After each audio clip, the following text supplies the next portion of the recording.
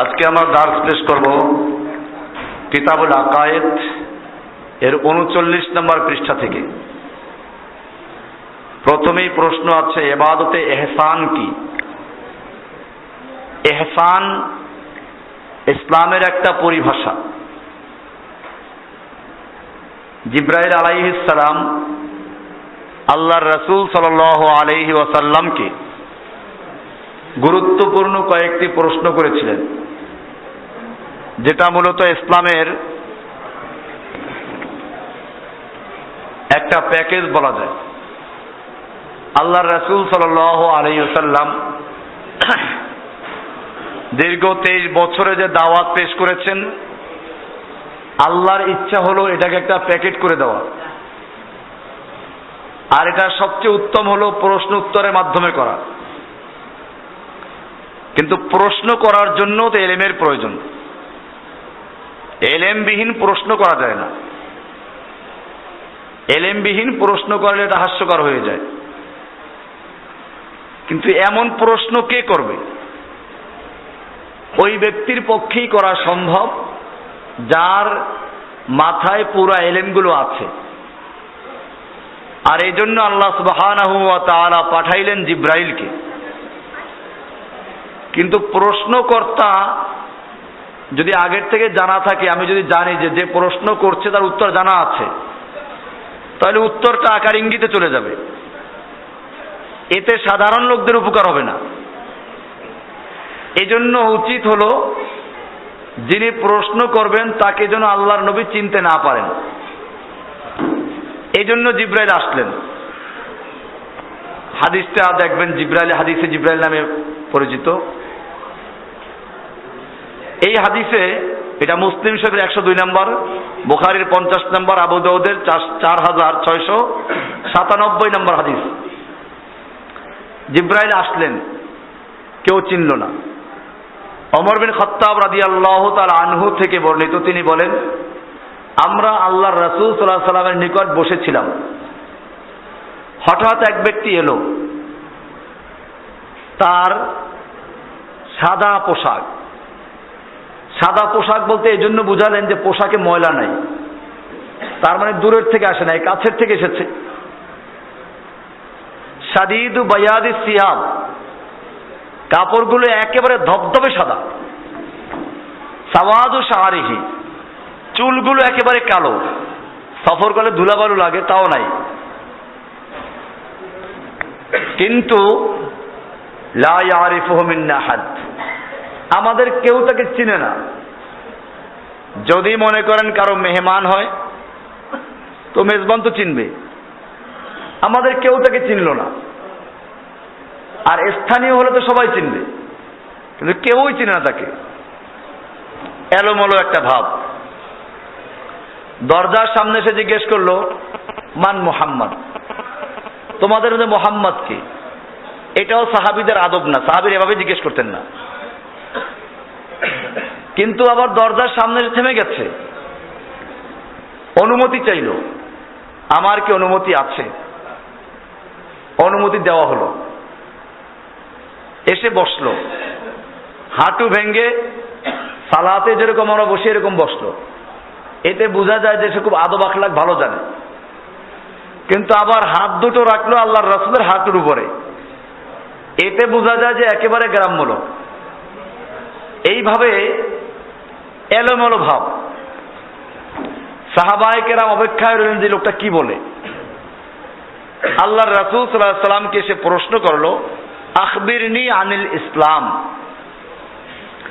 আমাকে ইসলাম সম্পর্কে বলুন। আল্লাহর রাসূল সাল্লাল্লাহু আলাইহি সাল্লাম বললেন। লোকটা আবার প্রশ্ন করলো, ফা আখবিরনি আনিল ঈমান। আল্লাহর রাসূল সাল্লাল্লাহু আলাইহি সাল্লাম উত্তর দিলেন। লোকটা বলল, সাদাকতা, আপনি ঠিকই বলেছেন। এতেও বোঝা যায় যে লোকটার উত্তর আগের থেকে জানা আছে। একদিকে প্রশ্ন করছে আর একদিকে সত্যায়ন করছে। দেখ, এই হাদিসের বিস্তারিত ব্যাখ্যাটা আমার এখন আজকের উদ্দেশ্য না। ওই প্রশ্নগুলোর মধ্যে আর একটা প্রশ্ন আছে, ফাআখবিরনি আনিল ইহসান, আমাকে ইহসান সম্পর্কে বলুন, ইহসান কি জিনিস।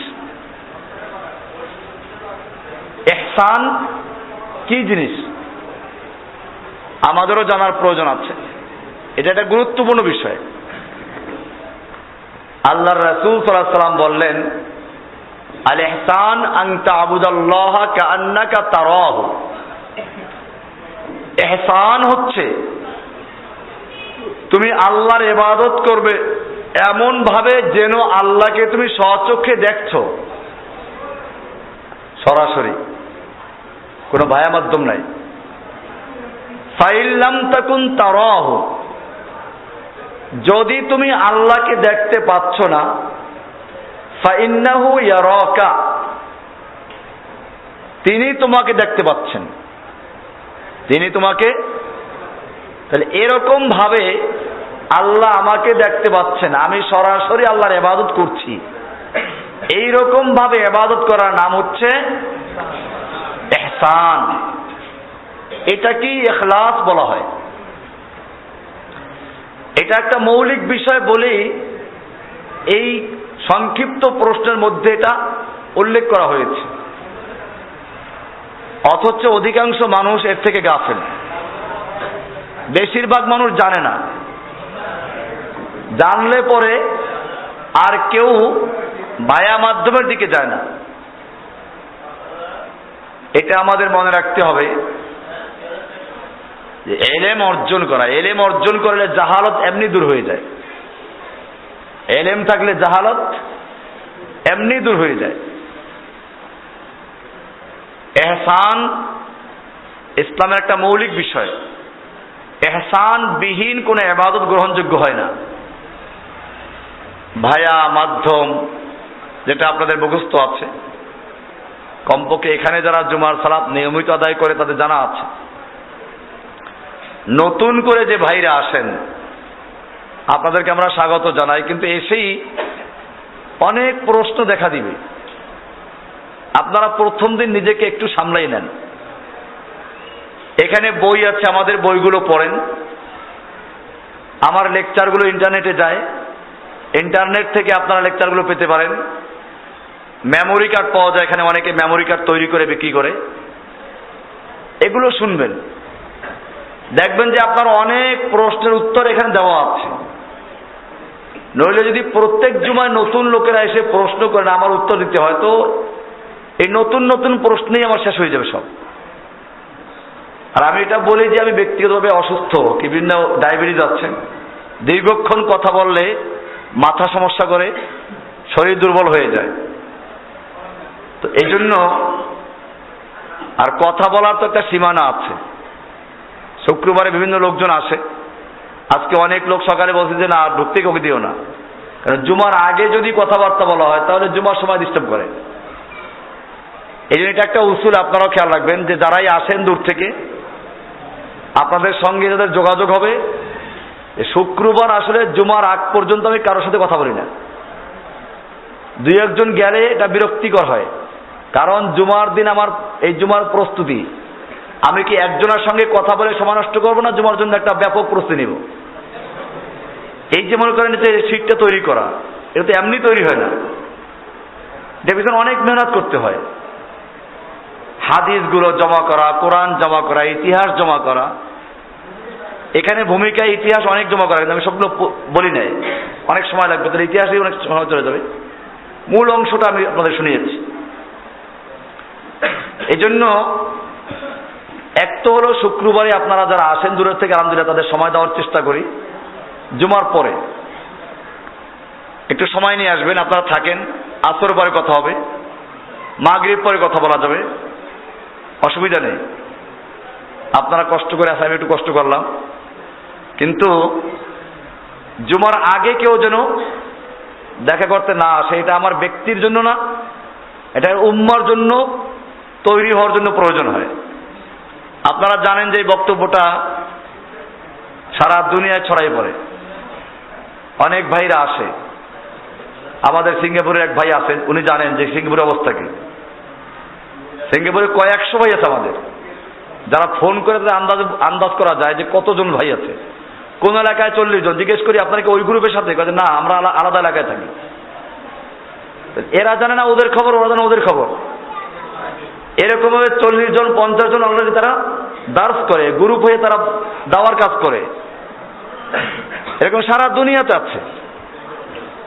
এই লোকগুলো শুধু ইন্টারনেট থেকেই বক্তব্য শুনে, তারা আমাকে চিনে না। এই যে কিছুক্ষণ আগে দেখা করলো আমেরিকার থেকে আসছে, ভালো করে বাংলা বলতে পারে, দেখেন না ইংরেজি কথা বললো। এরকম ভাবে সারা দুনিয়াতে আলহামদুলিল্লাহ কিছু লোক তৈরি হচ্ছে, যেই লোকগুলো একদিকে আকীদার দিকে সব শিরক আর বেদাতকে দূর করে ক্লিয়ার হচ্ছে, অপরদিকে মানহাজের ক্ষেত্রে আপোষহীন জিহাদের দিকে তৈরি হচ্ছে। এভাবে যদি আমরা কাজ করতে থাকি, ইনশাআল্লাহ পুরা দুনিয়ার মধ্যে একটা বিশাল অংশ তৈরি হবে যারা কুফফারদের বিরুদ্ধে জীবন বাজি রেখে যুদ্ধ করা তৈরি হবে ইনশাআল্লাহ। এটাই আমাদের মানজিলে মকসুদ। আমরা আল্লাহর জন্য জীবন দিতে পারাটাই আমাদের চূড়ান্ত লক্ষ্য, ওই পর্যন্ত আমাদের যাওয়া এবং এরকম কিছু ভাইদেরকে তৈরি করা। তো যাই বলছিলাম যে যারা নতুন আসেন আপনারা একটু ধৈর্য ধারণ করবেন, পড়াশোনা করেন, লাগাতার কিছুদিন আসেন। ইলম অর্জন করা তো ফরজ। আর যদি কারো সময় না থাকে, তো সময় না থাকলে তো আপনার জন্য কিছু করতে পারতেছি না। আপনি সময় দিলে আমরা আপনাদের সময় দিচ্ছি। যারা এখানে বসেছেন তারা ইলম অর্জন করছেন, একদল জুমায় আসলো, তারাও কষ্ট করে আসে, সময় নেই চলে গেছে। তো তারা এবং আপনারা যারা বসে আছেন তারা কি সমান হবে? এখন ইহসান কাকে বলে আপনি জানতে পারলেন। ইহসান বলতে একটা বিষয় আছে, কাকে বলে তাও জানতে পারলেন, ঠিক না? এটা যারা চলে গেছে তারা জানতে পারে নাই, হয়তো আগে লেকচারে আছে তারা জেনে ফেলছে অন্য দিক দিয়ে। আমরা এখন আলোচনা করছি আল্লাহর নির্দেশিত ইবাদতগুলোর প্রকারসমূহ। ইবাদতের বিভিন্ন পদ্ধতি আছে, বিভিন্ন ধরন আছে। প্রথম ইবাদত হচ্ছে ইসলাম। প্রথম ইবাদত কি? ইসলাম কিন্তু একটা ইবাদত। ইসলাম কি? ইসলাম মানে কি? এক আল্লাহর কাছে আত্মসমর্পণ করা। তাহলে এটা একটা ইবাদত না? প্রধানমন্ত্রীর কাছে আত্মসমর্পণ করলে, আনুগত্য করলে যে প্রধানমন্ত্রী খুশি হয়, আল্লাহর কাছে আনুগত্য করলে আল্লাহ খুশি হবেন না?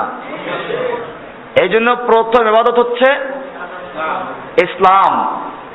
ইসলাম যে একটা ইবাদত, এইটা কাউকে বললে হাসবে। আপনি বললেন যে আমি অনেকগুলো ইবাদত করি, তার মধ্যে প্রথম ইবাদত হচ্ছে ইসলাম। প্রথম ইবাদত কি? এটা ইবাদত, এটা সওয়াব পাওয়া যাবে। আর ইসলাম মানে হচ্ছে নিজেকে আল্লাহর কাছে আত্মসমর্পণ করা। আত্মসমর্পণের মাধ্যম হচ্ছে ইসলামের পঞ্চবেনা সহ। ইসলাম মানলাম, আল্লাহর হুকুমত সালাত আদায় করলাম না, তাহলে হবে এটা? তাহলে ইসলাম হয় নাই। এই জন্য ইসলাম মানে হচ্ছে আল্লাহর কাছে আত্মসমর্পণ করা ইসলামের পঞ্চবেনা সহকারে। এটার নাম কি? ইসলাম কাকে বলে? আল্লাহর কাছে আত্মসমর্পণ করা, শুধু মুখে না কাজেও? হ্যাঁ, মুখে স্বীকার করা, অন্তরের মাধ্যমে বিশ্বাস করা এবং কাজে পরিণত করা। আর ওই ঈমান, 2 নম্বর হচ্ছে ঈমান। এটা একটা ইবাদত। ঈমানটাও কি একটা ইবাদত? ঈমান মানে হচ্ছে এই বিশ্বাস, অন্তরে বিশ্বাস। এই বিশ্বাস করতে হবে তার রোকন সহ। ঈমানের রোকন কয়টা? ঈমানের রোকন 6টা। ঈমানের রোকন কয়টা? এটা হাদিসে জিবরাইল দেবে, আনতু মিনা বিল্লাহি ওয়া মালাইকাতিহি ওয়া কুতুবিহি। আপনারা মুখস্থ করেছেন আমানতু বিল্লাহি ওয়া মালাইকাতিহি, ওখানে 6টা জিনিস আছে। ওই 6টা হচ্ছে কি? ঈমানের রোকন। ইসলামের রোকন কয়টা? 5টি। ঈমানের রোকন কয়টা? এগুলো মুখস্থ করবেন। ঈমানের রোকন 6টা। আর যেটা 2টা বলেছে তাওহীদের রোকন। কিসের রোকন? ইসলামের মূল ভিত্তি হচ্ছে তাওহীদ। তাওহীদের রোকন কয়টা? 2টা। কি কি? কুফর বিত তাগুত, ঈমান বিল্লাহ। কয়টা রকম? এগুলা মৌলিক ইলম, এগুলো অর্জন করবেন। তারপরে 3 নম্বর হচ্ছে ইহসান, যেটা আলোচনা করা হলো। 4 নম্বর হচ্ছে দোয়া। দোয়া একটা ইবাদত, প্রার্থনা করা। আল্লাহর কাছে প্রার্থনা করলে যদি আল্লাহর ইবাদত হয়, এই প্রার্থনা যদি আল্লাহকে বাদ দিয়ে অন্য কারো কারে করা হয়, তাহলে কি হবে? এটা তার ইবাদত হবে। মনে করেন বলল, ইয়া গাউসুল আজম আগিসনি, ওহে গাউসুল আজম বড় পীর আব্দুল কাদের জিলানী, তুমি আমাকে কি করো? সাহায্য করো।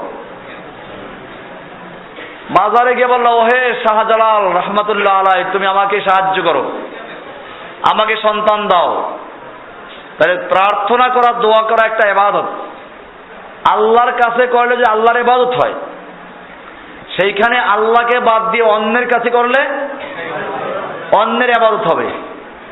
আর ইবাদতের ক্ষেত্রে আল্লাহর সঙ্গে অন্য কাউকে অংশীদার বানানো হচ্ছে কি? শিরক। দোয়া একটা ইবাদত। এমনি ভাবে আল খাউফ, খাউফ অর্থ হচ্ছে ভয় করা। খাউফ মানে কি? আল্লাহকে ভয় করতে হবে। যদি আল্লাহর হুকুম মতো না চলি আল্লাহ শাস্তি দিবেন, এই ভয় করা। আল্লাহর শাস্তির জন্য একটা জায়গা আছে, তার নাম কি? জাহান্নাম। এটা সম্পর্কে জানা। জাহান্নামের শাস্তি কত ভয়াবহ, এর উপর আমার লেকচারও আছে, আপনার ইন্টারনেট থেকে শুনে নেবেন। ভয় করতে হবে, এটা একটা ইবাদত। ভয় করা কি? একটা ইবাদত। এর বলে আর রজা, আল্লাহর পুরস্কারের আশা করা। আশাও একটা ভয়। ভয় করতে করতে এমন হয়ে গেল যে আমি যত অন্যায় করেছি আল্লাহ আর মাফ করে না, কাজে খাওয়া দাওয়া ভর্তি করো, যা হওয়ার পরে হবে। এইটা কি হইল? এটা আল্লাহকে ভয় করা হয় নাই, এটা শয়তানের গোলামি করা হয়েছে। আল্লাহকে ভয় করতে হবে, আবার আশাও করতে হবে যে আল্লাহর কাছে তওবা করলে আল্লাহ ক্ষমা করে দিবেন। এভাবে আশা করা, এটা একটা ইবাদত। আশা করাও কি? কোরআনে বলা আছে খাওফান ওয়া তামা, খাওফান ওয়া তামান। আয়াতগুলো দলিল সামনে আছে, সবগুলো বিস্তারিত আলোচনা সামনে আছে। এরকম তাওয়াক্কুল, আল্লাহর উপরে ভরসা করা, এটা একটা ইবাদত। তাওয়াক্কুল একটা ইবাদত। যে কোনো ক্ষেত্রে একজন মুমিন ভরসা করবে কার উপরে? আল্লাহর উপরে, একটা ইবাদত। এইরকম ভাবে রাগবা, রাগবা হলো অনুরাগ, আগ্রহ। আল্লাহর ইবাদতের আগ্রহ রাখা, ইলম অর্জন করার আগ্রহ থাকা। এই আপনারা বসে আছেন, এত কষ্ট করে দূর থেকে এসেছেন, কখন খেয়েছেন আল্লাহ ভালো জানে। এখন বসে আছেন কিসের জন্য? ইলম অর্জন করার আগ্রহ নিয়ে। এইটাকে আর রাগবান কি বলে? এটাকে রাগবা। এটার নাম কি? রাগবা। কোরআনে আছে রাগবা ও রাহবা, রাগাবান রাহবা। রাগবা তো আছে, রাহবাও আছে, এই জন্য দুইটা পাশাপাশি আছে। আর রাহবা মানে ভয় ভীতি। তো এরকম ভাবে এগুলো ইবাদতের প্রকার। এরকম খুশু, বিনয় প্রকাশ করা। চূড়ান্ত বিনয় প্রকাশ হলো কার কাছে? আল্লাহর কাছে। এরকম আল খাশিয়াতু, খাশিয়া মানে হচ্ছে অমঙ্গলের আশঙ্কা করা, অমঙ্গলের ভয় থাকা, আশঙ্কা করা যে আমরা যদি অন্যায় করি আল্লাহর পক্ষ থেকে অমঙ্গল বিপদ আপদ আসতে পারে, আশঙ্কাও থাকে। এটা একটা ইবাদত। এই আশঙ্কা থাকাও একটা ইবাদত। আল ইনাবা, আল্লাহর অভিমুখী হওয়া, আল্লাহর দিকে ফিরে আসা। ইনাবা ফিরে আসা। আল ইস্তিআনা, সাহায্য প্রার্থনা করা। নাস্তাইন যে আমরা বলি, ওয়া ইয়াকা নাস্তাইন, এখান থেকে ইস্তিআনা সাহায্য চাওয়া। ইস্তিআযা আশ্রয় চাওয়া, পানাহ চাওয়া। আশ্রয় চাওয়া কার কাছে? এটা একটা ইবাদত। কুল আউযু বিরাব্বিন নাস, আউযু বিরাব্বিল ফালাক, এগুলো। ইস্তিগাসা, বিপদ আপদে উদ্ধারের সাহায্য চাওয়া। এখান থেকে গাউস, এই যে গাউসুল আজম বলে, এর অর্থ কি? গাউস মানে সাধারণ সাহায্য না, গাউস মানে হচ্ছে বিপদ আপদে সাহায্য করা, ত্রাণকর্তা। আল আজম মানে সবচেয়ে বড়, কায়েদে আজম, ওজিরে আজম মানে সবচেয়ে বড় প্রধানমন্ত্রী, এটাকে উর্দুতে বলে উজিরে আজম। তাহলে গাউসুল আজম মানে কি? গাউস মানে হলো বিপদে ত্রাণকর্তা, সাহায্যকারী, বিপদ উদ্ধারকারী, আর আজম মানে সবচেয়ে বড়। তাহলে গাউসুল আজম মানে হচ্ছে সবচেয়ে বড় ত্রাণকর্তা। সবচেয়ে বড় ত্রাণকর্তা কোনো মানুষ না, আল্লাহ। তাহলে যারা নামাজও পড়ে, রোজাও রাখে, হজ করে, যাকাত দেয়, আবার বিশ্বাসও করে বড় পীর আব্দুল কাদের গাউসুল আজম, বলেন এরকম? এটা যে খালি মাইজ ভান্ডারি বলে তা না, কিন্তু আমাদের সমাজে পীর মুরিদিতে বিশ্বাসী যে মুসলমান, এদের সব লোকের আকীদা গাউসুল আজম বড় পীর আব্দুল কাদের জিলানী। মহাখালী থেকে গুলশান 1 নম্বরে যেতে বাম পাশে একটা মসজিদ আছে, নাম কি মসজিদের? গাউসুল আজম বড় পীর আব্দুল কাদের জিলানী মসজিদ। এই মসজিদে যদি কেউ সালাত আদায় করে, নামাজ হবে তার? আর এই ইমাম যে আকীদা এরকম, তার নামাজ হবে? ও তো মুশরিক, পরিষ্কার মুশরিক। ওর মধ্যে আর মক্কার আবু জাহেলের মধ্যে কোনো পার্থক্য নাই, আবু লাহাবের মধ্যে কোনো পার্থক্য নাই। হ্যাঁ হ্যাঁ হ্যাঁ, ঠিক আছে, পার্থক্য একটা আছে। বলছেন যে আবু জাহেলদের সাথে এদের একটা পার্থক্য আছে, সেটা হচ্ছে যে ওরা, আবু জাহেলরা মরে গেছে, এরা, আরো একটা পার্থক্য আছে, আরো একটা পার্থক্য আছে, ওরা মূর্তি পূজা করত। মানে যারা বুজুর্গরা মারা গেছে, ওই বুজুর্গদের মূর্তি তৈরি করে মাটির উপরে স্থাপন করে তারপরে পূজা করত ভায়া মাধ্যম। ওরা কিন্তু মূর্তি পূজা করত আল্লাহকে পাওয়ার জন্য। এটা কোরআনে আছে, কোরআনে বলা আছে, মা না'বুদুহুম ইল্লা লিয়ুকাররিবুনা ইলাল্লাহি যুলফা। আমরা দেবদেবী আর মূর্তি অন্য কোনো উদ্দেশ্যে ইবাদত করি না, করি শুধু একটাই, যে আল্লাহর নিকটে পৌঁছাইয়া দিবে, আল্লাহর নিকটে। কোরআনের আরো একটা আয়াত, হাউলাই শুফাউনা ইনদাল্লাহ, এরা আমাদের জন্য আল্লাহর কাছে সুপারিশকারী। তাহলে এই উদ্দেশ্যে ওরা ইবাদত করত। তারপরে এই মূর্তিগুলো কিন্তু এমনি মূর্তি না, এই মূর্তিগুলো কোন আল্লাহওয়ালাদের মূর্তি, কোন আল্লাহওয়ালাদের। আপনারা তাফসিরে ইবনে কাসির দেখবেন, বুখারীর হাদিসেও আছে, আমার এই বইতেও আছে, যে মূর্তি পূজার সূচনা কেমনে হয়। নূহ আলাইহিস সালামের কওমের ভিতরে কয়েকজন বড় বড় আল্লাহওয়ালা লোক ছিল। কিছুদিনের ব্যবধানে ওই লোকগুলো মারা গেছে। এবারে শয়তান আসলো, এসে বলল, দেখো তোমরা সব ধ্বংস হইয়া যাইবা, এই আল্লাহর ওলিগুলো মরে গেছে, তোমরা তওবা করো, তাহলে গজব আসবে। কে ডাক দিচ্ছে? শয়তান। আর একটু কাজ করো, যাতে তোমাদের বেশি তাসির হয়, সেই জন্য ওই লোকগুলোর মূর্তি বানাও, ওই লোকগুলোর মূর্তি বানাইয়া তারপরে তারা যে নসিহাতগুলো করতেন ওইগুলো ওখানে আলোচনা করো, আর মনে মনে ধ্যান করো যেন ওনাদের মুখ থেকেই বের হচ্ছে, তাতে তাসির বেশি হবে। তাতে তাসির, ওই যে পীরা কয় না তাসির বেশি হয়, হবেই তো, শয়তান ওখানে ঢুকে যায়। তো এটা ভালো বুদ্ধি। মূর্তি তোর পূজা করতে বলে নাই, কি বলেছে? মূর্তি তৈরি করে ওই বুজুর্গেরা, যাদের মূর্তি, ওই বুজুর্গেরা যে নসিহাত করতো সেই নসিহাত গুলোই করো, তাতে তাসির বেশি হবে। এটা ওদের কাছে যুক্তিসঙ্গত মনে হলো এবং মূর্তি তৈরি করা হলো। এরা মূর্তি পূজা করে নাই। এরপরে কয়েক প্রজন্ম যাওয়ার পরে শুরু হয়ে গেছে কিসের? এইটাই ছিল শয়তানের দীর্ঘমেয়াদী পরিকল্পনা। এটাই ছিল কি? এবং মক্কায় খানায় কাবা এবং তার আশপাশে 360টা মূর্তি স্থাপন করা হয়েছিল। এই মূর্তিগুলোর পূজা করা হতো কি জন্য? ইবাদত করত আল্লাহর নিকটে এরা পৌঁছাইয়া দিবে। তো এরা তো পাথরের মূর্তি, এরা কেন পৌঁছাইবে? অর্থাৎ এই মূর্তিগুলো যাদের, তারা আমাদেরকে আল্লাহ পর্যন্ত পৌঁছে দেবে ভায়া মাধ্যম। তাহলে ওরা মৃত্যু বুজুর্গদের মূর্তি তৈরি করে মাটির উপরে স্থাপন করে তারপরে ভায়া মাধ্যম মানত। আর বর্তমানে যারা, তারা করে কি, ওই বুজুর্গদেরকে কবরের ভিতরে রেখে তারপরে কি করে, ভায়া মাধ্যম মনে করে। পার্থক্য নাই। ওরাও মূর্তির কাছে, ওরা কিন্তু মূর্তির কাছে প্রার্থনা করে না। এখন হিন্দুরা করে, সে ভিন্ন কথা, আসা মিলান হিন্দুদের সাথে, অসুবিধা নাই।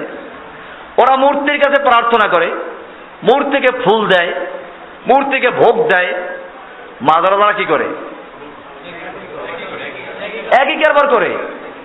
মূর্তি ওখানে মাজারে চাদর দেয়, মাজারে টাকা পয়সা দেয়, মাজারে আগরবাতি মোমবাতি দেয়, মাজারে বিভিন্ন খাওন দেয়, মাজারে ফুল দেয়। কোনো পার্থক্য আছে? ওরা মূর্তির সামনে মাথা নত করে, আর এরা মাজারের সামনে কি করে? মাথা নত করে। ওরা মূর্তির কাছে প্রার্থনা করে, আর এরা মাজারের কাছে, হ্যাঁ, মাজার তৈরি হয়ে গেছে। হ্যাঁ,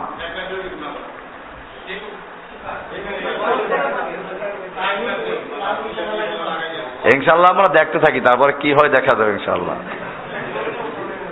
আচ্ছা, যাই হোক, এটা পুরোটা কবরস্থান হচ্ছে তো, ওই কবরের সাথে মিশে গেলে আমাদের আপত্তি নেই। আর যদি উঁচু উঁচু তার সমস্যা আছে এখানে। যাই হোক, এখন কিছু বলেন না আপনারা, আর এই বিষয়গুলো চুপে যাবে করতে হবে ইনশাল্লাহ।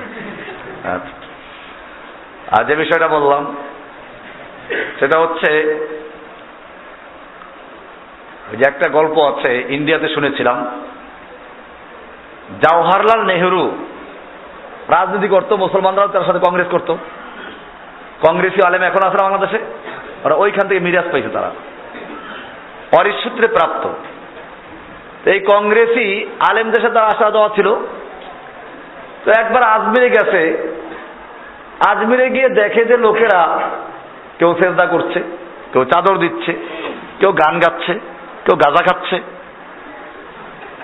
তো এগুলো দেখে উনি প্রথম ওনার সঙ্গীদেরকে থাপ্পড় মেরে হাস দিল, আর বলল, बात समझ में आ गई, हिंदू और मुस्लिम में कोई फर्क नहीं है, खामाखा लड़ते हैं। আমার বুঝে আসছে, হিন্দু আর মুসলমানের কোনো পার্থক্য নেই, এটা খামাখা লড়াই করে। हिंदू लोग जैसा कि अपनी बड़ों को मानते हैं, पूजा करते हैं, মুসলমান भी। হিন্দুরা যেমন তাদের বড়দের, ওরা তো পীর বলে না, বড়দের, মুরব্বীদের পূজা করে, মুসলমানরাও একই কারবার করে। फर्क यही है, हिंदू लोग अपने बड़ों को मूर्ति बनाकर मिट्टी के ऊपर में रख कर पूजा करते हैं, और मुसलमान लोग अपने बड़ों को कब्र के अंदर रखकर पूजा करते हैं। যে পার্থক্য হলো এই, হিন্দুরা তাদের মুরব্বী, তাদের পীর বুজুর্গ, এদের মূর্তি তৈরি করে মাটির উপরে রেখে তারপরে পূজা করে, আর মুসলমানেরা তাদের বুজুর্গদেরকে মাটির ভিতরে রেখে তারপরে পূজা করে। পার্থক্য এই এতটুকু, বাস্তব এটাই। এই জন্য এটা মনে রাখতে হবে যে মুসলিমদের মধ্যে যেটা বলছে ইস্তেগাসা, ইস্তেগাসা, গাউস, গাউস একমাত্র আল্লাহ। গাউস কে? বিপদে ত্রাণ কর্তা, সাহায্য করা, উদ্ধার করা। উদ্ধার করার মালিক কে? কোন পীরের ক্ষমতা নাই। পীরদের বই দেখবেন, অমুকে জাহাজ ডুবতেছে, তো পিঠে করে ঠেলে নিয়ে আসছে। চরমাই পীরে বইটি আছে, অন্যগুলো বাদ দেন। হক্কানি পীর বলে তো, এই জন্য বলতেছি, অন্য পীরে বই তো আছি। হ্যাঁ, পানির উপরে যায় নামাজ বিছিয়ে সালাত আদায় করে, তো সে রাজহাঁস। পানির উপরে ভাসলে যদি বুজুর্গ হয়, তো সবচেয়ে বড় বুজুর্গ কে? হাঁস, বালি হাঁস, পাতি হাঁস, রাজহাঁস, পেচি হাঁস, এগুলো কি পানিতে ভাসে। আকাশে উড়লে যদি বুজুর্গ হয় তো সবচেয়ে বড় বুজুর্গ কে? শকুন, চিল, বাস, কাউয়া, এগুলো কি? এগুলো বড় বুজুর্গ। কি জন্য? আকাশে উড়ে। আকাশে উড়লে যদি বুজুর্গ হয় তো সবচেয়ে বড় বুজুর্গ কি? হ্যাঁ, বিমান। এটাও কি হবে? বড় বুজুর্গ হবে। আমাদের দেখতে হবে আল্লাহর নবী সাহাবী কয়জন আকাশে উড়েছেন। কারামতকে আমরা অস্বীকার করি না, খুব খেয়াল রাখবেন। আমাদের অনেক বদনাম করে, মিথ্যা বিকৃত করে। আল্লাহওয়ালাদের কারামতকে আমরা অস্বীকার করি না। মুসলিমদের আকীদার অন্তর্ভুক্ত এটা যে আমরা আউলিয়াদের কারামতকে মানি। তবে আউলিয়া কি খালি আউলিয়াদের খালি আব্দুল কাদের জিলানী আর অমুক তমুক? আবু বকর আউলিয়া না? ওমর আউলিয়া তালিকা আসে নাই, ওসমানও আসে নাই, কোন সাহাবী আসে নাই।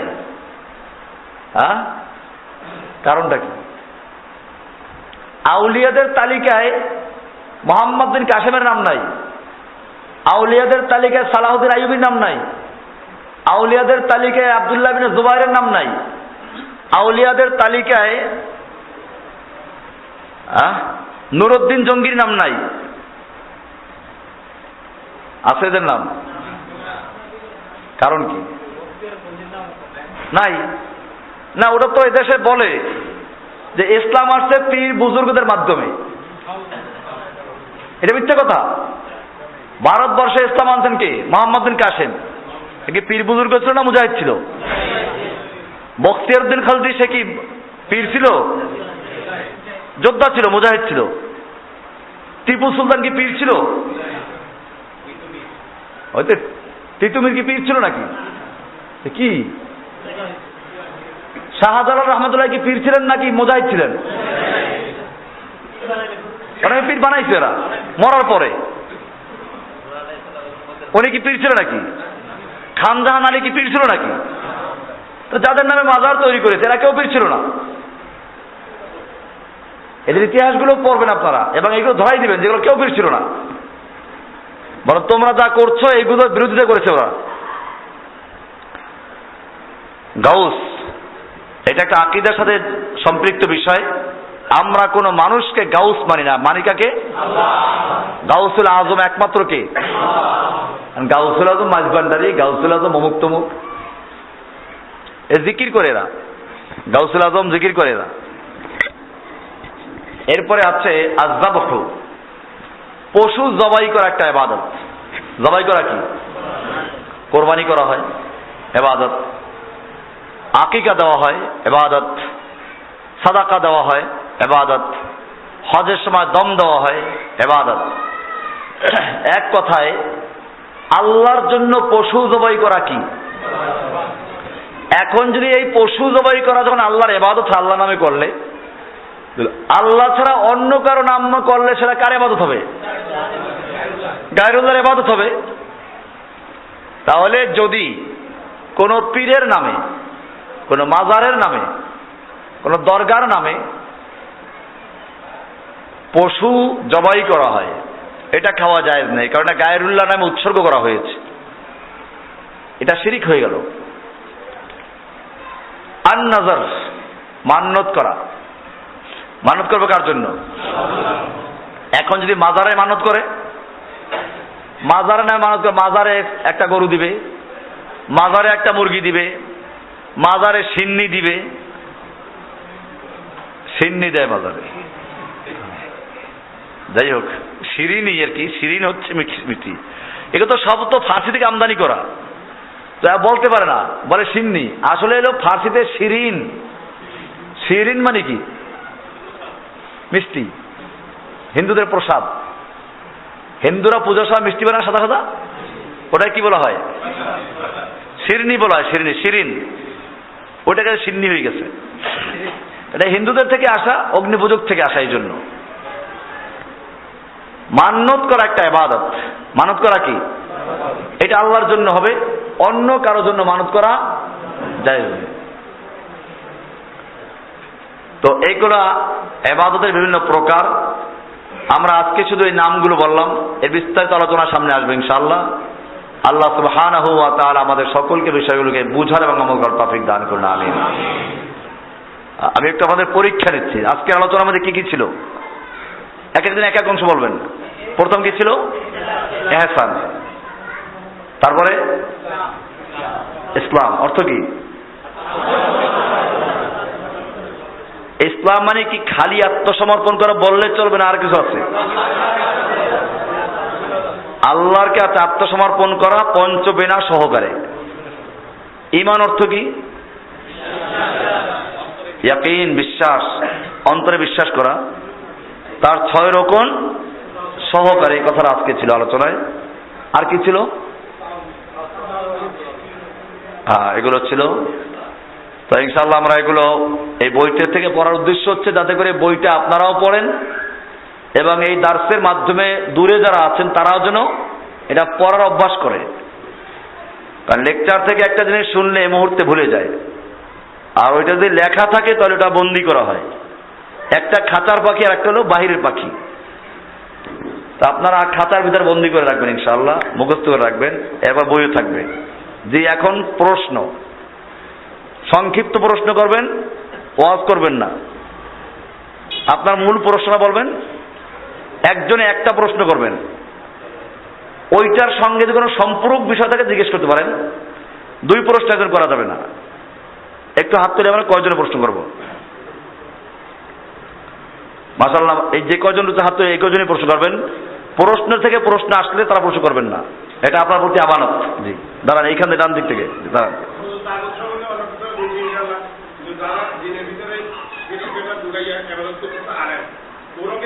হ্যাঁ, তাগুত অন্তর্ভুক্ত।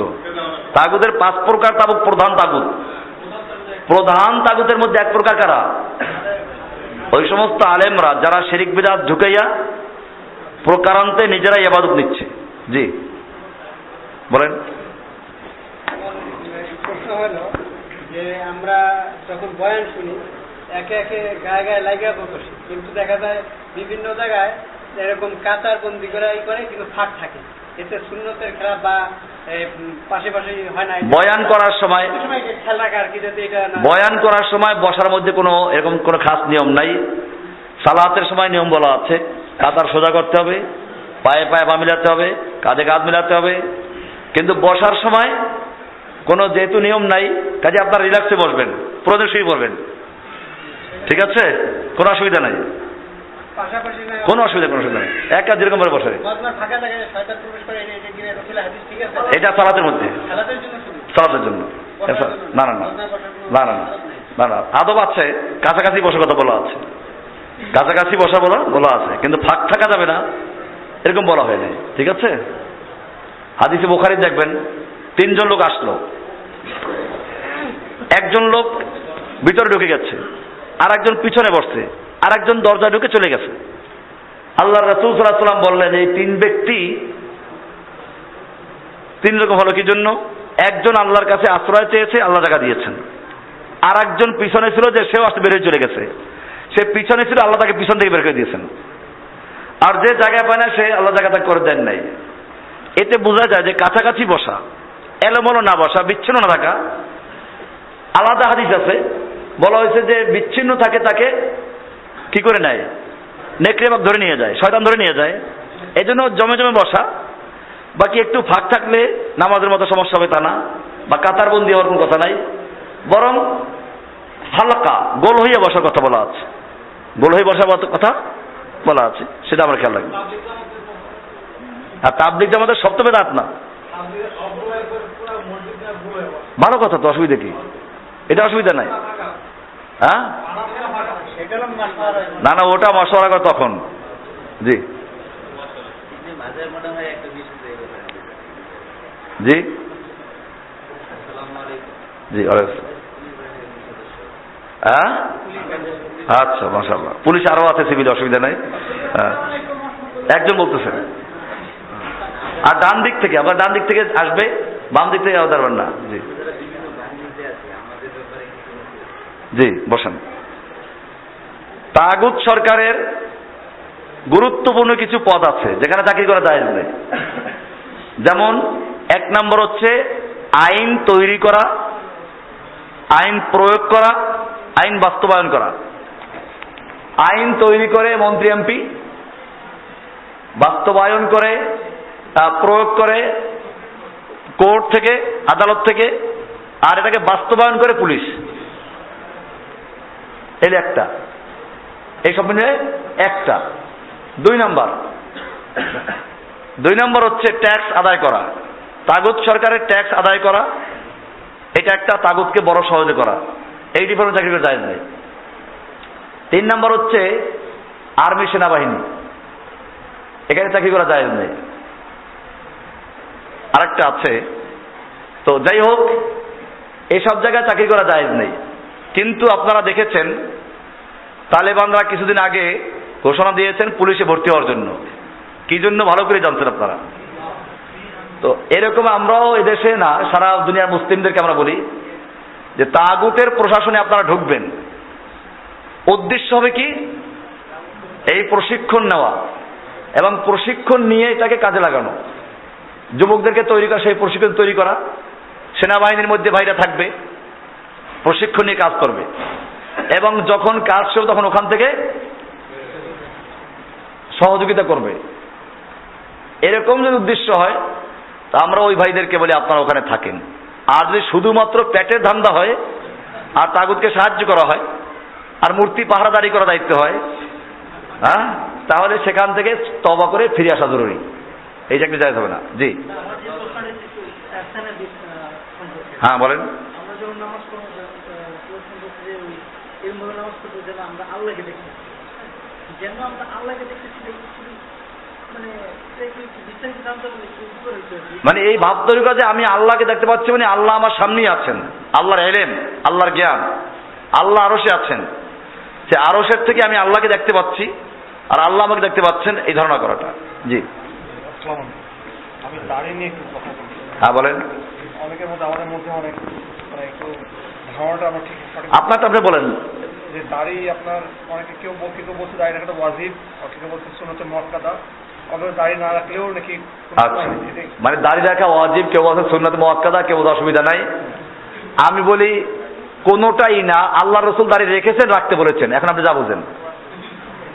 আমি ফরজও বুঝি না, ওয়াজিবও বুঝি না, সুন্নতও বুঝি না। একটা জিনিস বুঝি কি, আল্লাহর রাসূল সাল্লাল্লাহু আলাইহি ওয়াসাল্লাম নিজে দাড়ি রেখেছেন এবং রাখার নির্দেশ করেছেন। এই ফরজ, ওয়াজিব, সুন্নাত, মুস্তাহাব এই ভাগগুলো পরে ফোকাহারা করেছে, ফিকহবিদরা পরে করেছে। এগুলো হাদিসের মধ্যে এই কোনো পরিভাষা নাই। কাজে আল্লাহর রাসূলের নির্দেশ, আল্লাহ রাসূল রেখেছেন, রাখতে বলেছেন, এবং এটা সব নবীর সুন্নাত ছিল। যে কারণে আবু জাহেলও দাড়ি ছিল। আবু জাহেলের কি ছিল? ফেরাউনের দাড়ি ছিল। মুসা আলাইহিস সালাম থাপ্পড় মারছিল কি ধরে? ফেরাউনের দাড়ি ধরে। তার মানে এটা ফিতরাত। এই দাড়ি কামানো শুরু হয়েছে যখন মানুষ শ্রমজীবী হয়ে গেছে, তখন দাড়িতে তুলা লাগে, ময়লা লাগে, সেই জন্য কি করছে? দাড়ি কামানো শুরু করছে। কাজে শ্রমিকেরা দাড়ি কামায়, তারা কি আসলে শ্রমিক যারা, তারা কামায়। এই আর কি। জি লম্বা রাখবে, কাটতে বলা হয় না। জি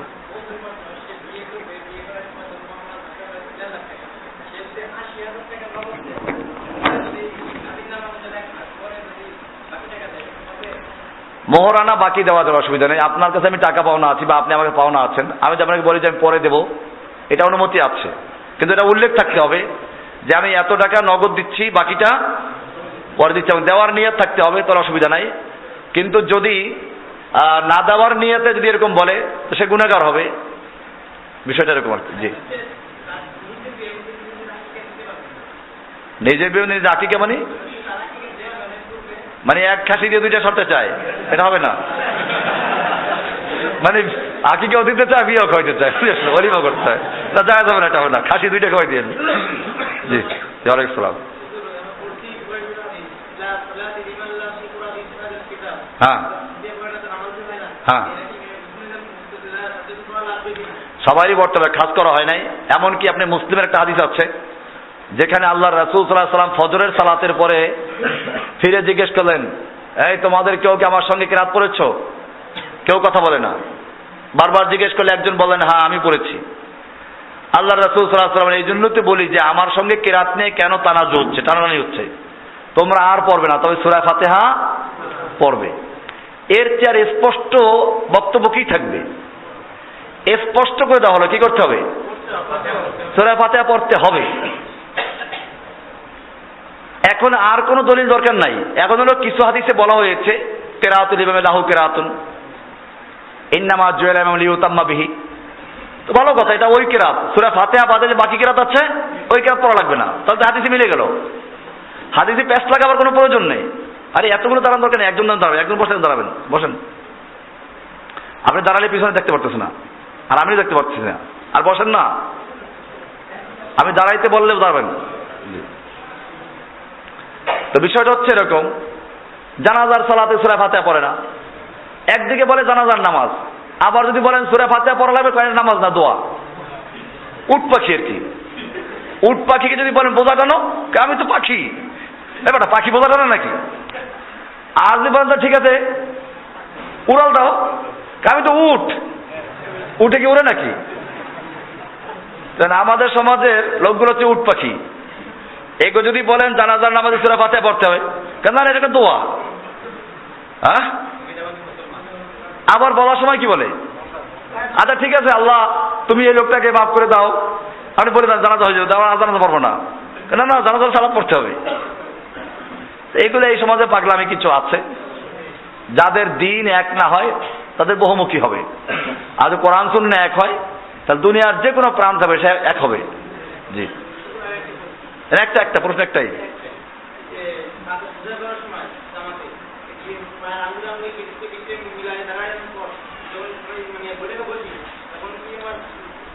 জি, আচ্ছা, গিরায় গিরায় মিলাবার কথা আছে।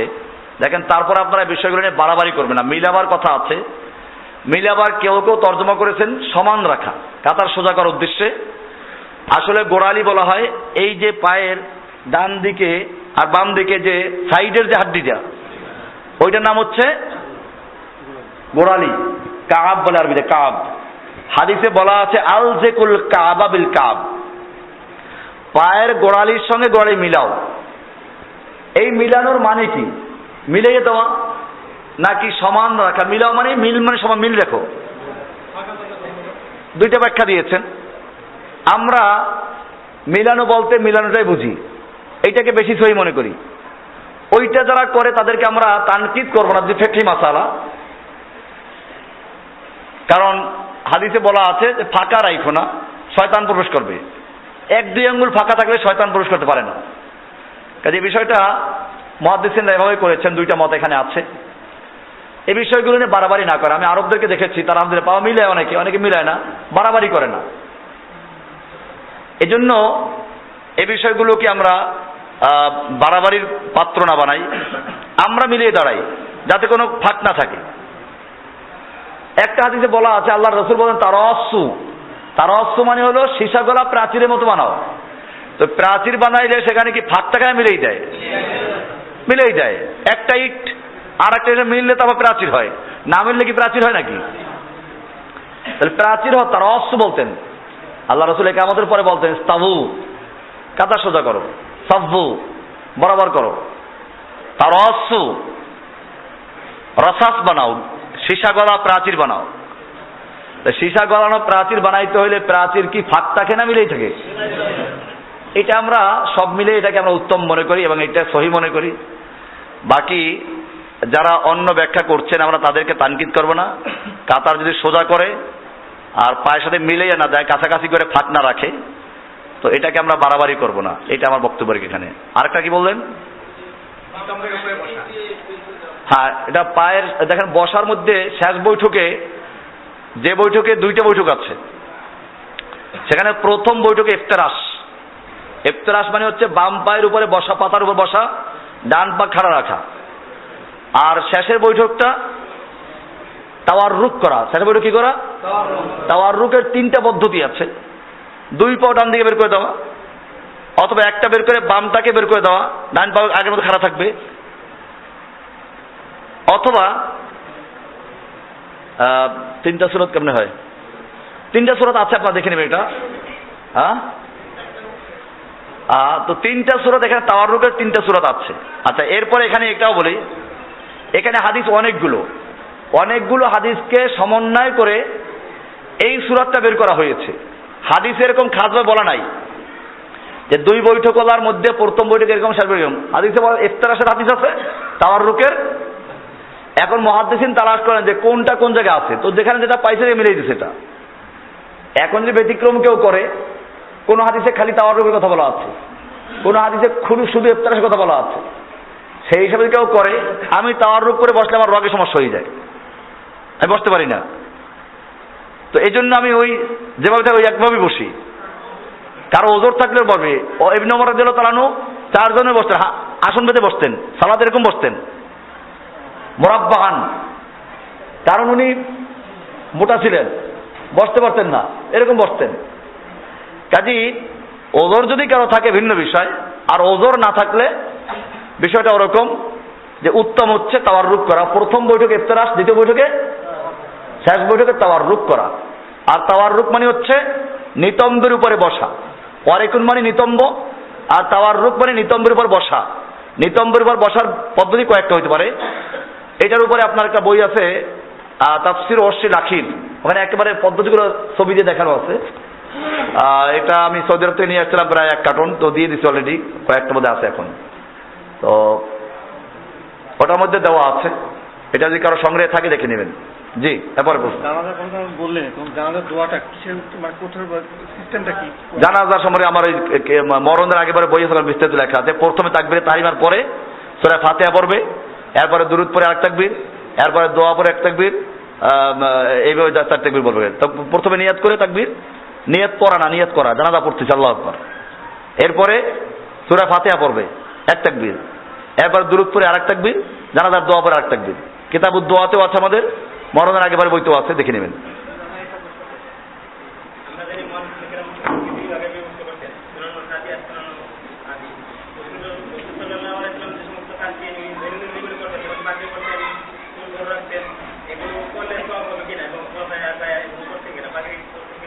সুন্নাহ যেটা আমল করেন সব পাবেন, যেটা সুন্নাহ আছে আমল করে সব পাওয়া যাবে। ও আচ্ছা আচ্ছা, জি আমাদের একটু জরুরি কাজ আছে, তো জি বলেন। আসলে হচ্ছে কি, এই যে সুন্নাতে আদি সুন্নাতে হাদি, আমি এটা আজকে শুনলাম।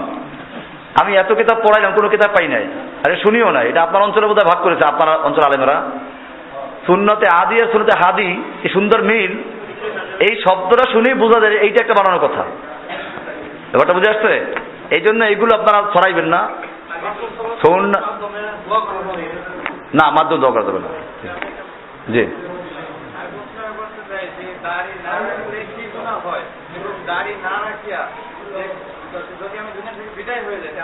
দাড়ি আল্লাহ নবীর একটা শেয়ার সুন্নাহ, এবং আল্লাহর ইসলামের একটা শেয়ার। মুসলিমরা দাড়ি রাখে।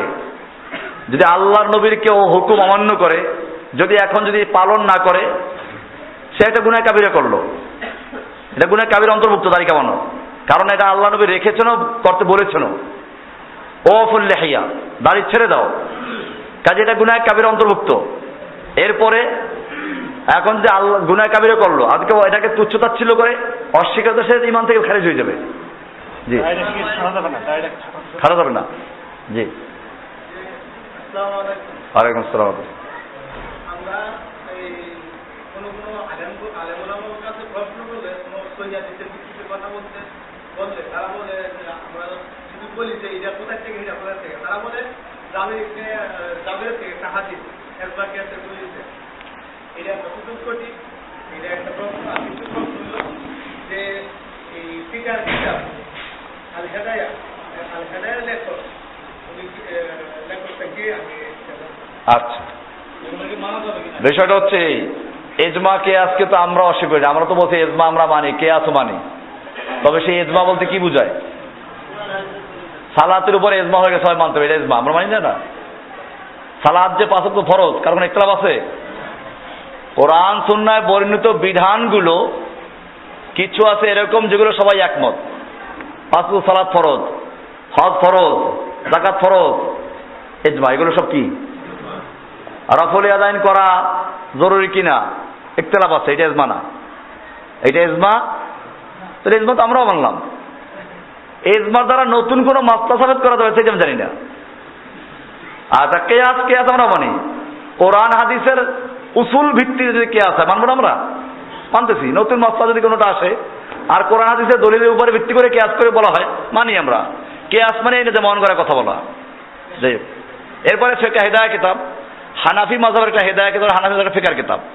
এটা হাদিসের কিতাবও না, তাফসীরের কিতাবও না, ফিকহের কিতাব। এর মধ্যে দেখবেন বেশিরভাগ বড়, এটা পড়লে মজা লাগবে, হানাফি মাযহাবের কিতাব এটা, কিন্তু প্রায় জায়গাতে আবু হানিফার মত গ্রহণ করা হয় নাই। বলা হয়েছে ক্বালা আবু হানিফার কাযা, আবু হানিফা এই বলেছেন, আবু ইউসুফ মুহাম্মদ এই বলেছেন, ফতোয়াটা আবু ইউসুফ মুহাম্মদের কথার উপরে। তাহলে হানাফি মাযহাব মানে, অথচ আবু হানিফার কথা কি করে দেওয়া হয়? হেদায়েত প্রায় অর্ধেকটা এরকম আছে। আমার জন্য সুবিধা হয়েছে, তাই আমি বললাম তাহলে বোঝা গেল হানাফি মাযহাব মানে আবু হানিফার মাযহাব না, মানে হানাফি মাযহাবের একটা কোম্পানি আছে, এই কোম্পানির 8-10 জন সদস্য আছে, ওই সদস্যদের কারো কথা মানলেই সে কি হয়? হানাফি হয়। না, 8-10 জনের কোম্পানি সারিকা। তাহলে বোঝা গেল আপনি যেমন আবু হানিফার কথা কোরআন সুন্নাহ ভিত্তিক সহি না পাইলে, যেমন বর্গা জমি চাষ করা যায় কিনা, আবু হানিফা বলছেন না না না, জমিনের মালিক আল্লাহ, তুমি আরেকজনকে বর্গা দিবে কি জন্য?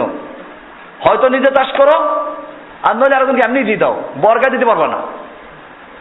ওনার 2 ছাত্র, আবু ইউসুফ মুহাম্মদ, হেদায়েত কিতাবে মুজারাত দেখবেন, বাবুল মুজারার মধ্যে আছে এটা। আবু ইউসুফ মুহাম্মদ বললেন যে না না, আখতাতা ইয়া আবু হানিফা, আপনি তো ভুল করেছো। আল্লাহর রাসূল সাল্লাল্লাহু আলাইহি ওয়াসাল্লাম খয়বর বিজয়ের পরে ইহুদিদেরকে এই মুজারাতের বর্গা চাষে জমি দিয়েছিলেন।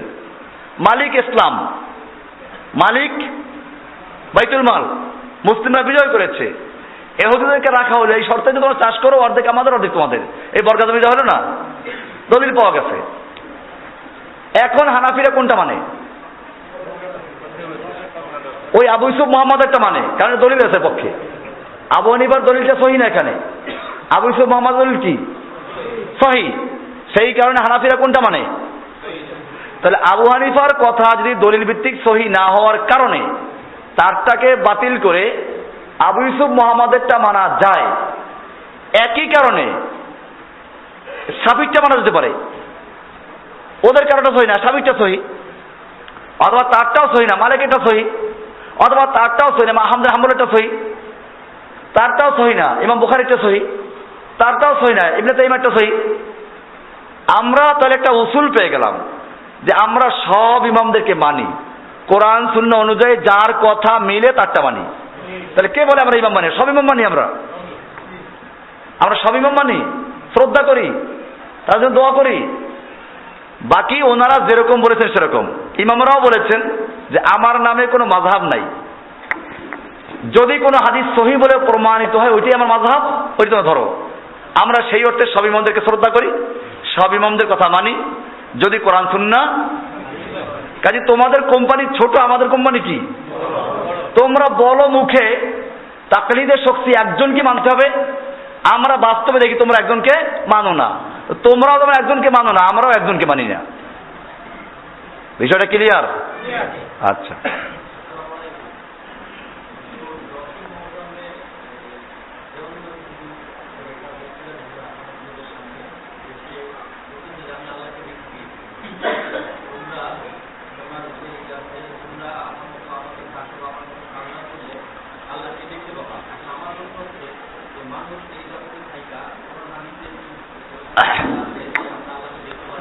আচ্ছা ঠিক আছে।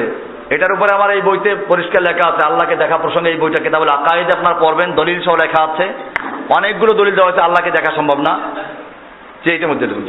হ্যাঁ, ওদের সূচি দেখেন, ওখানে আল্লাহকে দেখা নিয়ে প্রশ্ন আছে, দলিল বিস্তারিত আছে। সোজা হলো এই যে না, কোরআনে বলা আছে লা তুদরিকুহুল আবসার, ওদের সূচি দেখে নেন, লা তুদরিকুল আবসার, ওইখানে পুরো দলিল দেওয়া আছে। ওয়াহুয়া ইউদরিকুল আবসার, কোন চোখ আল্লাহকে আয়ত্ত করতে পারে না, আল্লাহ সকলকে আয়ত্ত করতে পারেন। কোরআনে আয়াত আছে। মুসা আলাইহিস সালাম আল্লাহকে দেখার আবেদন করলেন, একজন নবী, দেওয়ানবাগী তো নবীও না, সাহাবীও না। আল্লাহর নবী সাল্লাল্লাহু আলাইহি ওয়াসাল্লাম মুসা আলাইহিস সালাম বলছেন, রব্বি আরিনি আনজুর ইলাইক, হে আমার রব আমি তোমাকে দেখতে চাই। কি বললেন? লাং তারানি, না তুমি দেখতে পাবে না। ওয়ালাকিন আনজুর ইলাল জাবাল, তুমি পাহাড়ের দিকে তাকাও। ওখানে আল্লাহ একটা নূর দিলেন, বেহুশ হয়ে পড়ে গেল, তাহলে দেখতে পারে নাই। এখন দেওয়ানবাগি বড় না মুসা আলাইহিস সালাম বড়? কই বিদেন না দেওয়ানবাগি বড়, কারণ মুহাম্মদ সাল্লাল্লাহু আলাইহি ওয়াসাল্লাম মত হাদিস একটা বয়ান করতে যে সমস্ত নবী আগের বনী ইসরাঈল নবীদের চেয়ে এই উম্মতের মর্যাদা বেশি, তাবলিগে তারা বলে একটা সহিহ দলিল নেই। জি, আপনাদের বিস্তারিত দেখে নেবেন, সংক্ষিপ্ত উত্তর এটাই। এবং জান্নাতে দেখা যাবে, কিয়ামতে দেখা যাবে, সেটা দলিল আছে। আর তখন তো আল্লাহ তাআলা মানুষকে সেই মর্গ যোগ্যতাই দান করবেন। জি, এই আপনি উত্তর প্রশ্ন করছেন একবার? আচ্ছা বলেন।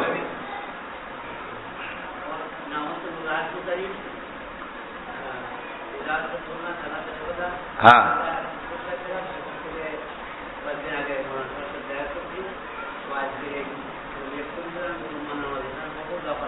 একটু তাড়াতাড়ি প্রশ্ন, আমার তো লোক বসে আছে।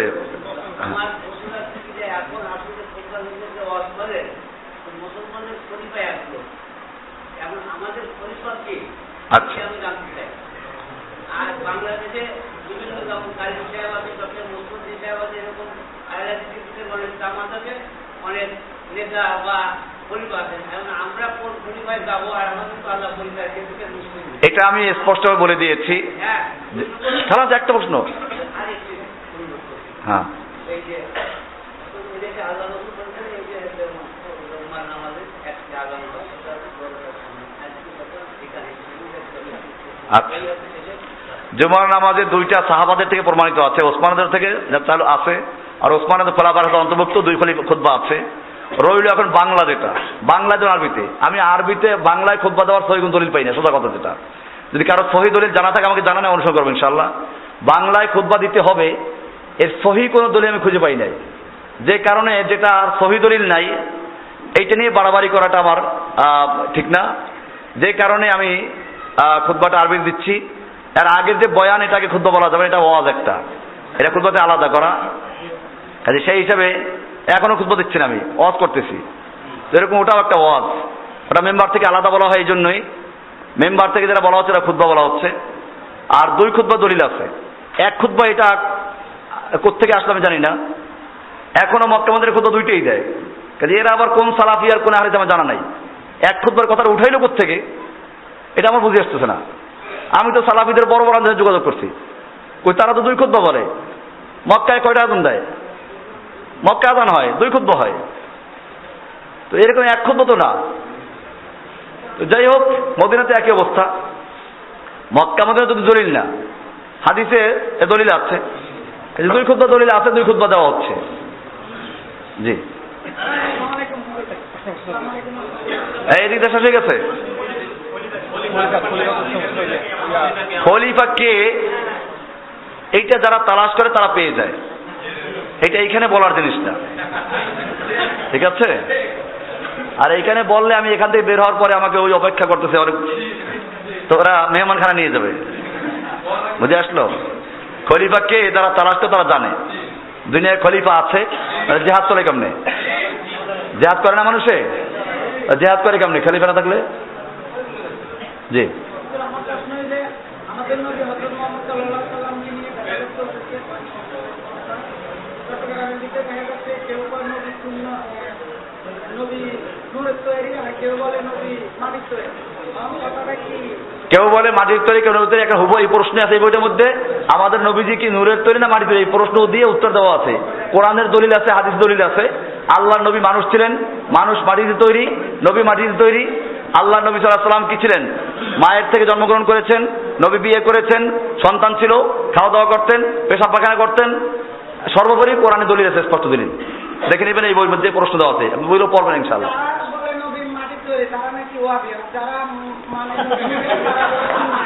ঠিকই তো আছে, কোরআন মানলে সে হবে না। ওয়াহাব আল্লাহর নাম, ওয়াহাব কার নাম? আল্লাহর নাম ওয়াহাব। তো যারা কোরআন মানে তারা কি? ওয়াহাবি। ভালো কথা, এটা অসুবিধা কি? জি, আলাইহিস সালাম। মসজিদের সামনে কবরস্থান, মসজিদের দেওয়াল ভিতরে একটা দেওয়াল নাই, মসজিদের মিম্বারের নিচে কবর পাওয়া গেছে। যখন মসজিদটা তৈরি হয় পুরাতন কবর তো অসুবিধা নেই, জায়েজ আছে, আর একটা যে দেয়াল নাই তাতে অসুবিধা নেই। জি আমার আরেকটা হ্যাঁ অনেক দূর থেকে আসছি তো, জি জি। মানে তাবলিগ জামাতে যাওয়া যাবে কিনা, প্রত্যেক মাসে তাবলিগ করা যাবে কিনা? আমার দিন কায়েমের সঠিক পথ একটা বই আছে, তাবলিগের একটা বিশাল চ্যাপ্টার আছে শেষের দিকে, ওইটা পড়ে তারপরে সিদ্ধান্ত নেন। জি কবরের সামনে মসজিদের সামনে এখন কবরস্থান আছে। আরে মসজিদের আলাদা দেওয়াল আছে কিনা? এটা আলাদা দেয়াল। মানে মসজিদের দেয়াল দেয়, দেয়াল দেয়। তা তো মসজিদের দেওয়াল আছে তো, দেওয়ালের বাইরে কবর, বাইরে অসুবিধা নেই। জি আরে আসসালাম। রাস্তার মধ্যে বলা হলো যে ইসলাম একটি ইবাদত এবং ঈমান একটি ইবাদত, এবং এখন আমার প্রশ্ন হচ্ছে যে ইসলাম এবং ঈমানের মধ্যে পার্থক্যটা কোথায়? ইসলাম আর ইমান যদি একই জায়গায় ব্যবহার হয়, ইসলামও আছে ইমানও আছে, তাহলে আলাদা অর্থ হবে। ইসলাম হবে বাহ্যিক আমল আর ইমান হবে অন্তরের আমল। বসেন, হাদিসে জিব্রাইল থেকে দেখে নেবেন, দুইটা প্রশ্ন আলাদা আসছে। জিজ্ঞেস করেছে মাল ইসলাম, ইসলাম কি জিনিস? সেখানে বলা হয়েছে মুখে এই সাক্ষী আশহাদু আল্লা ইলাহা ইল্লাল্লাহু ওয়া আন্না মুহাম্মাদান, এখানে দলিল আছে দেওয়া, এখান থেকে দেখে নেবেন দরকার হয়। তারপরে সালাত কায়েম করা, সিয়াম পালন করা, অর্থাৎ আমল। ইসলাম হচ্ছে বাহ্যিক আমল, আর ইমান হচ্ছে, আবার ইমান নিয়ে প্রশ্ন করা হয়েছে, তখন ওই বিষয়গুলো বলা হয়েছে যেগুলো অন্তর দিয়ে আমল করা হয়। আনতুমিনা বিল্লাহি ওয়া মালাইকাতিহি ওয়া কুতুবিহি, এগুলো আসলে আসছে ইমান রাখা। এই জন্য বলছি ইসলামের 6টা রকম আর ইমানের 5টা রকম, ইসলামের 6টা রকম আছে, এগুলো পড়বেন। হ্যাঁ জি পারিবারিক বিষয়ে একটা প্রশ্ন করতে তাড়াতাড়ি তাড়াতাড়ি। আমাদের ফ্যামিলিতে মা বাবা ভাই বোন এরা সবাই একত্রিত থাকে, যৌথ ফ্যামিলি। এখানে আমাদের বাবিরা আমাদের সামনে আছে। না, ভাবি আসতে পারবে না, হাদিসে বলা আছে। সাহাবারা প্রশ্ন করেছেন যে ইয়া রাসূলুল্লাহ, দেবর ওই পর্দা বসে আসছে, আর কি বলছেন আলহামদুলিল্লাহ মউত, দেবর তো মৃত্যু, দেবর তো, কাজে ভাবি তো সবচেয়ে মারাত্মক, অন্যগুলো তো আছে তার চেয়ে মারাত্মক। এটা রাস্তার মহিলাকে দেখা যে গুনাহ, ভাবির সাথে দেখা তার চেয়ে মারাত্মক গুনাহ। আল্লাহ হাম মউত বলছেন। কাজে আপনি এরাই চলবেন, যদি না পারেন তার সংসদে আলাদা হয়ে যাবেন। জি জি জি তাড়াতাড়ি তাড়াতাড়ি। হ্যাঁ যাবে, দ্বিতীয় না তৃতীয় জমাত করতে পারেন, যে কয়বার দরকার হয় জমাত করতে পারবো, অসুবিধা নেই। হাদিসে বলা আছে, আল্লাহ রাসূল করেছেন। আসসালামু আলাইকুম। ওয়ালাইকুম আসসালাম। আমরা এখানে নামাজের সময় হয় নামাজ পড়ি, নামাজে হ্যাঁ, এটা সঠিক কিনা? যে কোনো মসজিদে যখন ছুটি নামাজ পড়ি, যদি জানা না থাকে ইমাম বিদআতি, তাহলে পড়লে হয়তো আল্লাহ মাফ করবেন। যদি জানা আছে ইমাম বিদআতি, আর এই দেশে বেশিরভাগই বিদআতি, তো সেক্ষেত্রে যে দেশে বেশিরভাগ যা বেদাতি, শিয়া এলাকায় গেলে আপনি কি যে কোনো মসজিদ পড়বেন নামাজ? ইরানে গেলে কি করবেন? তখন তালাশ করবেন সুন্নি কোনটা আছে, কারণ বেশিরভাগ শিয়া। তো এই দেশেও বেশিরভাগ যেহেতু বেদাতি, তালাশ করে পড়া উচিত, আন্দাজে পড়া উচিত না। নামাজ হবে না তাহলে সেখানে? বেদাতিদের পিছনে নামাজ হবে কিনা এটা দলিল আছে কতগুলো, এটা আমার এই বইয়ের মধ্যে আছে, প্রশ্ন উত্তর আকার আছে। বেদাতি সালাত হবে কিনা অনেক শর্ত শরত আছে, এটা পড়ে নেবেন। জি ওয়ালাইকুম আসসালাম। একজন মুসলমানের জন্য কতটুকু একজন জানা উচিত? যতটুকু জানলে পরে ইসলামের হালাল হারাম ফরায়েজ গুলো আমল করা যায়, অতটুকু অর্জন করা ফরজ। এরপরে অতিরিক্ত হচ্ছে যে যে পেশায় আছে, যে গরিব তার জন্য জাকাতের মাসলা জানা ফরজ না, জাকাত ফরজ এটা বিশ্বাস করলো বাস, সে মুমিন। বিস্তারিত জানে না, সে গুনাহগার হবে না, কিন্তু যার উপর জাকাত ফরজ তার বিস্তারিত জানাটাও ফরজ। ব্যবসায়ী যে তার ব্যবসার আইন কানুন জানা ফরজ, অর্থাৎ যে বিষয়টা যার সাথে সংশ্লিষ্ট এই বিষয়ে তার জানা ফরজ। বাকি মৌলিকভাবে ফরজগুলো যদি জানে কোনো ব্যক্তি, আলহামদুলিল্লাহ আশা করা যায় সে এলেম অর্জন করার মৌলিক বিষয় জানলো।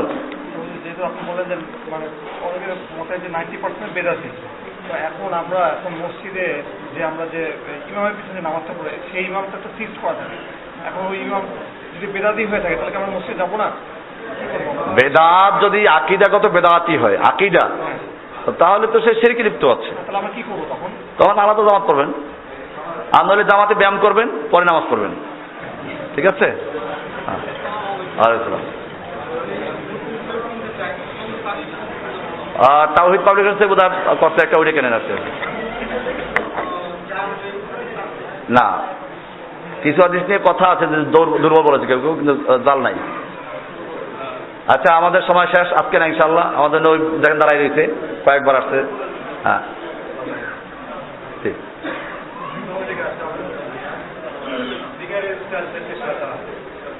কিসের? হ্যাঁ,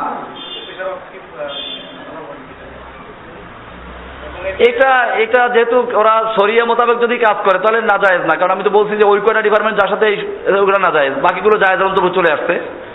এখন যদি সে সরকারের কোনো এমন কোন আইন থাকে, যেমন মনে করেন তালাক হাদিসে বলা হয় না যে মুখে দিলে হবে না, এখন সরকারে নেই মুখে দিলে তালাক হবে না, তালাক দিতে হলে চেয়ারম্যানের পারমিশন লাগবে, এই সমস্ত বিষয় যদি সে বাস্তব আল্লাহর আইন বদলাই দেওয়ার কারণে সে গুণাগার হবে, তাড়াতাড়ি ছেড়ে চলে আসবে। আর এরকম বিষয় না থাকে তাহলে রাখতে পারে। এখন ঢুকে গেছে ওখানেও, কারণ তাগুত যখন ঢুকে তো সব জায়গায় ঢুকে, তো এই জন্য বিষয়গুলো যাচাই বাছাই করে তারপরে করবেন ইনশাল্লাহ। জি, ওয়ালাইকুম আসসালাম।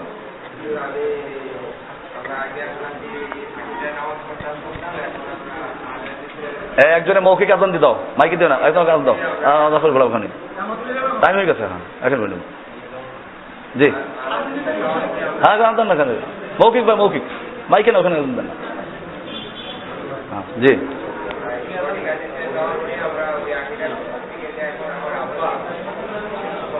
গ্রামে অনেক দূর ছিল, এখন আমি পাচ্ছি না, কিন্তু এমন করে কিছু আলেন করে বুঝায় যে ওরা কাঁপে, ওরা বেজা, এরকম অনুভব নিয়ে বাড়িতে একটা অনেক যন্ত্রণা করে মিলাদ করাইতে হয়, কিন্তু আমি এখন করে মিলাদ করে এখন আমার কথা কিভাবে শোনা যায় কি যায় না।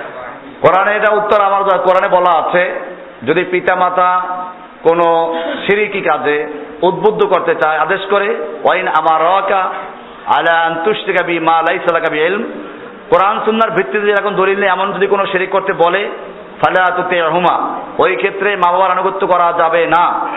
তবে ওয়াসাহিবুহুমা ফিদ দুনিয়া মারুফা, দুনিয়ার জীবনে তাকে ভালো আচরণ করবেন, তাদের সাথে ভালো আচরণ করা, আনুগত্য করা যাবে না। আসসালামু আলাইকুম ওয়া রাহমাতুল্লাহি ওয়া বারাকাতুহু। জাযাকুমুল্লাহ।